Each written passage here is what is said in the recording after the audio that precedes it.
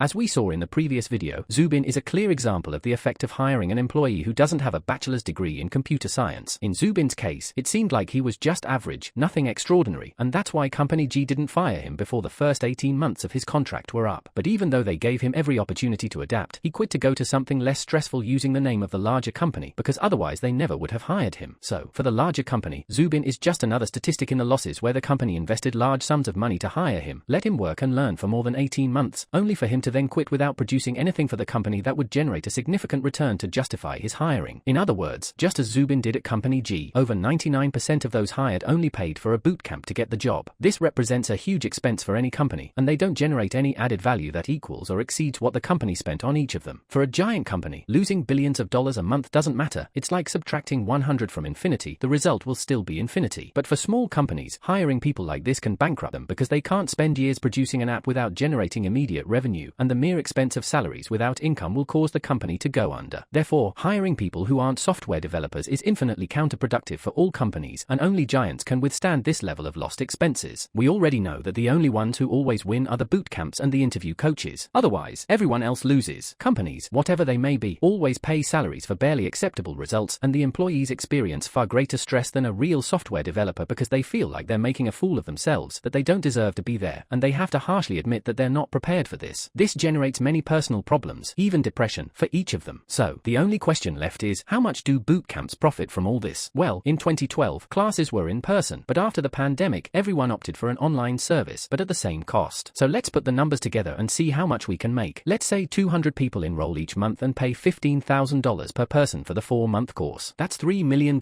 just from the courses. However, they can take on around 1,000 people per month, so $3 million would be a minimum. Let's say they convince 150 of them to pay for the other services, which cost approximately $35,000 more, bringing that to an additional $5.25 million.